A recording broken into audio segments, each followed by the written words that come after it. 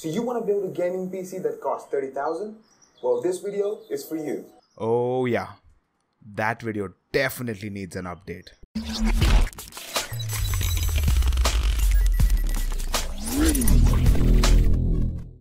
Hello everybody and welcome back. So yes, it's been a while since I've done PC build videos.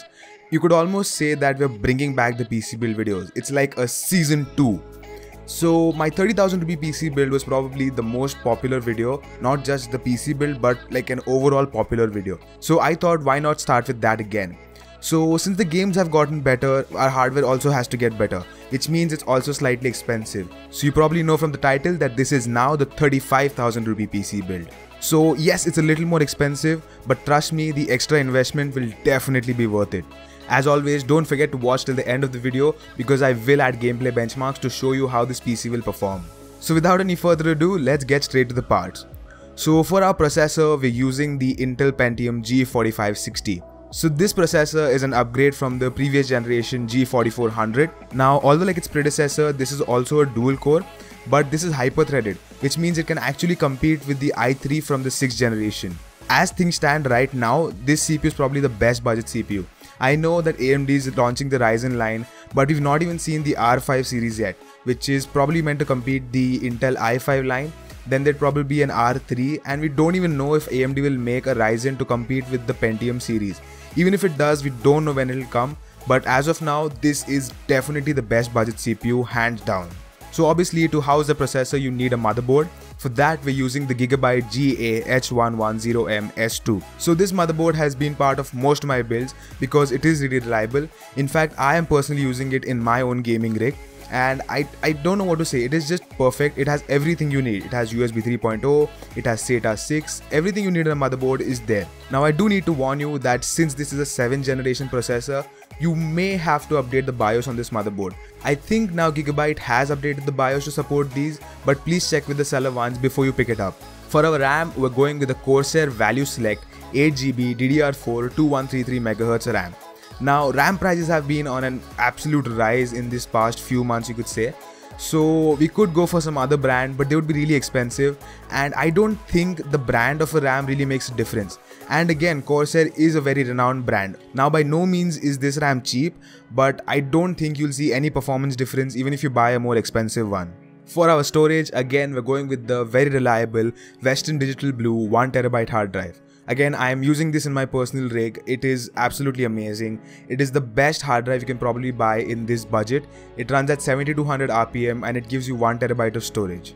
Now to power this whole system up, again I am using the very trusty Corsair VS450. So right now when you pick up this power supply, you'll feel like it's a bit too much, but one good thing about it is that it leaves you room to upgrade in the future. Like even if you get a better graphics card or a better processor, you still have a power supply that can power it. And obviously it's always good to get a good power supply because it'll last you longer and it'll keep your system running well.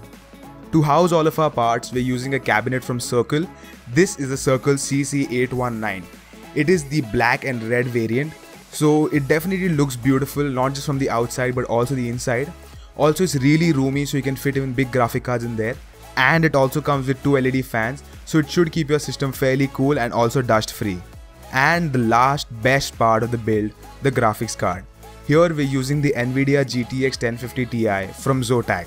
Now for the price that this graphic card comes at, it is an absolute amazing performer. You'll see that from the gameplay performance. Having said that, let's not waste any more time and let's get straight to how this PC will perform. So first up on the list is Battlefield 1, which is at this moment the best first-person shooter you can pick up in my opinion. So you can play this at 1080p at ultra settings at 60 frames per second. Next up we have Just Cause 3. This game again is a lot of fun and you can play this at high settings at 1080p and you'll be able to get 60 frames per second. Next up we have The Witcher 3. With this you can use most of the settings at ultra, some of them at high, and you should be able to crack around at 50 frames per second. Then we have GTA 5. Now GTA 5 has been out for almost 3 to 4 years. It doesn't seem that long, but even by today's standards that game is absolutely beautiful and it has to make the benchmark. So the settings here will be very high paired with some of them at high, and you should be able to get 50 frames per second at 1080p. Next up we have Assassin's Creed Unity. Again, this game is really amazing, one of my favorites. You can play this at high settings and you should be able to crack around 40 to 45 frames per second. Next up, we have The Division, which you can see right behind me. You should be able to run this game at high settings at about 55 frames per second. Next up, we have Rise of the Tomb Raider. You can play this at 1080p as well, but this is a really demanding title. So you'll have to keep some of them at high and some settings at medium, and you should be able to play this at 40 frames per second. Next up, we have FIFA 17. Now this can actually be played at 1440p at ultra settings, and you should easily be able to get 100 plus frames per second. Same goes for Counter-Strike Go. You can play this at 1080p, all maxed out, and you should be able to see 100 plus frames per second. Now if you'd like to check out these benchmarks for yourself, go check out Santiago Santiago's video. That is where I got these from, and his video is amazing, so don't forget to hit a like on that as well. I will leave links to all the parts in the description, so if you decide to pick them up, please use my affiliate links as it does help to support the channel. If you enjoyed this video, don't forget to hit that like button. If you didn't, also hit that dislike button. Comment and let me know your thoughts about this build, what you would have used, what you would have changed. Also, probably a lot of you are going to abuse me because you just want to, so go ahead, do that as well. Have fun, it's your section, do what you want.